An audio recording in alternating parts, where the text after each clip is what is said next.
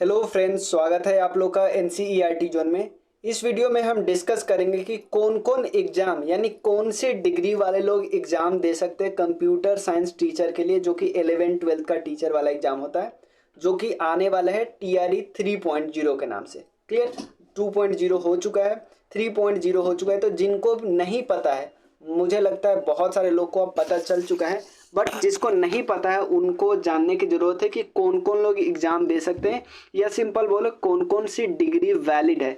क्योंकि सिर्फ इसी कारण, नहीं पता होने के कारण, टीआरई 1.0 में बहुत सारे ऐसे लोग चले गए हैं जिसके कारण टीआरई 1.0 में बहुत सारे सीट खाली हो गए, जो आपको फ़ायदा देगा टीआरई 3.0 में आप लोग जो एग्ज़ाम देने वाले हैं। तो हम एक एक चीज़ डिस्कस करेंगे, हर एक डिग्री के बारे में डिस्कस करेंगे।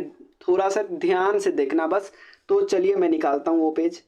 देखो, अभी एस्टेट एग्जाम होने वाला है, बिहार एस्टेट या कंप्यूटर साइंस के लिए बीपीएससी टीचर वाला एग्जाम होगा। दोनों के लिए क्वालिफिकेशन एक ही है, एक ही होनी भी चाहिए। और पहला पॉइंट क्या है, कंप्यूटर विज्ञान के टीचर के लिए बीएड की योग्यता अनिवार्य नहीं है। यानी जो कंप्यूटर साइंस से टीचर बनने चाह रहे हैं उनको बीएड की ज़रूरत नहीं है। क्लियर?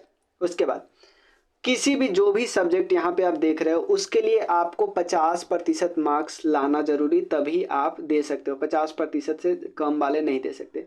अगर आप अनुसूचित जाति या अनुसूचित जनजाति या अत्यंत पिछड़ा वर्ग है या पिछड़ा वर्ग दिव्यांग के अभ्यर्थी है तो इनको 5% की छूट होगी। ठीक है ना? मतलब कि ये 45% ला के भी दे सकते हैं, कोई दिक्कत नहीं है। चलिए, अब ये तो आपको पता है बीपीएससी में कितना मार्क्स चाहिए। मिनिमम पास होने के लिए 40% मार्क्स चाहिए जनरल कैंडिडेट को। चलिए अब देख लेते हैं डिग्री कौन कौन है। ये डिग्री बीपीएससी ने ही दिया था, ठीक है ना।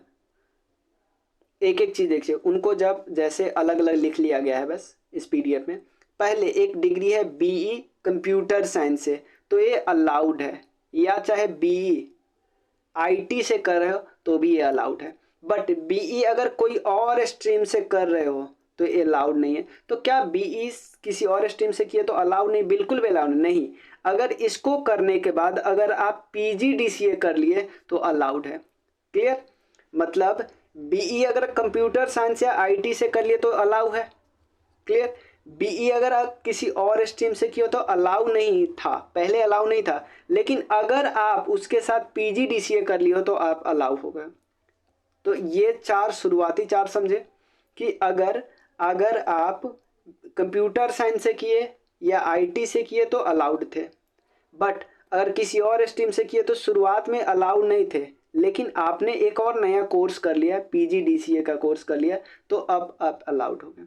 सेम सेम सेम आप उठा लो बीटेक के लिए, कंप्यूटर साइंस आईटी वाले अलाउ है, किसी और स्ट्रीम वाले अलाउ नहीं है, बट उन्होंने पीजीडीसीए कर लिया तो अब अलाउ हो गए। ठीक है? सेम एमएससी वाले कंप्यूटर साइंस से है तो अलाउड है। ठीक है? एमएससी किसी और स्ट्रीम से है तो अलाउड नहीं है। अब एमसीए वाले आ जाइए, एमसीए वाले आ जाइए। कोई अगर एमसीए किया है 2 ईयर का कोर्स, मतलब 4 सेमेस्टर किया, तो अलाउड नहीं है। लेकिन अगर एमसीए 4 सेमेस्टर का किया है बट साथ में उसने बीसीए कर रखा है तब अलाउड है। समझ में आया? बीसीए 4 सेमेस्टर, बीसीए कर लिया, उसके साथ एमसीए 4 सेमेस्टर वाला कर लिया ना, तब अलाउड है। यानी खाली एमसीए अगर 4 सेमेस्टर वाला किया तो नहीं अलाउड है, बट बीसीए के साथ 4 सेमेस्टर वाला एमसीए कर लिया, बीसीए कर लिया फिर 4 सेमेस्टर वाला एमसीए कर लिया तो अलाउड हो गया। अगर कोई एमसीए किया है 6 सेमेस्टर वाला, मतलब 3 साल वाला कोर्स, तो अलाउड है।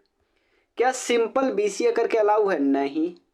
बीसीए और पीजी डिग्री, बीसीए कर लिया और पीजी डिग्री किसी भी स्ट्रीम से किए तो भी अलाउड है। बीएससी अगर कंप्यूटर साइंस से किया ना, खाली बीएससी, तो अलाउड नहीं है। लेकिन बीएससी के साथ आप पीजी डिग्री कर लिए किसी भी स्ट्रीम से, सेम इसी तरह बीसीए कर लिए, पीजी डिग्री कोई भी स्ट्रीम से किया तो भी अलाउड है। बीएससी कर लिए कंप्यूटर साइंस से, पीजी डिग्री कर लिए कोई भी स्ट्रीम से, तो अलाउड है। उसके बाद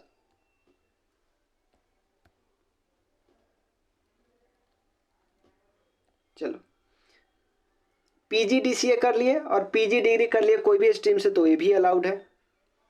ए लेवल का DOEACC वाला अलाउड नहीं है, बी लेवल का DOAC अलाउड नहीं है, बट इसके साथ आप पीजी डिग्री कर लिए, इसके साथ आप पीजी डिग्री कर लिए तो आप अलाउड हो गए। और C level DOEC ministry of ICT में कर लिए प्लस ग्रेजुएशन कर लिए तो आप अलाउड है।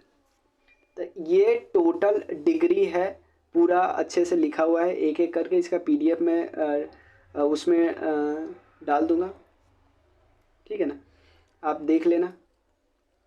टेलीग्राम चैनल प्लीज़ ज्वाइन कर लो, आपको जो भी है वो सब मिल जाएंगे टेलीग्राम चैनल पे, ठीक है। तो मिलते हैं नेक्स्ट वीडियो में, और NCERT जोन का चैनल आप लोग सब्सक्राइब कर लेना। हम लोग पूरा GS और कंप्यूटर साइंस इस पे करेंगे, ठीक है ना। मेरे GS में 33 मार्क्स आए हैं, तो आप इसको यूज कर सकते हो, ये फ़ायदा। कंप्यूटर में मेरे कम है क्योंकि टाइम उतना नहीं दिया था, ठीक है ना। 53 आए, टोटल 86 मार्क्स है, ठीक है ना। कंप्यूटर में अभी मुझे भी इम्प्रूवमेंट करना है, हम लोग सब मिल के साथ करेंगे इम्प्रूवमेंट, ठीक है। तो साथ पढ़ेंगे, सबका होगा, आराम से देते हैं, क्लियर करते हैं, फिर मिलते हैं। चलिए, थैंक यू सो मच।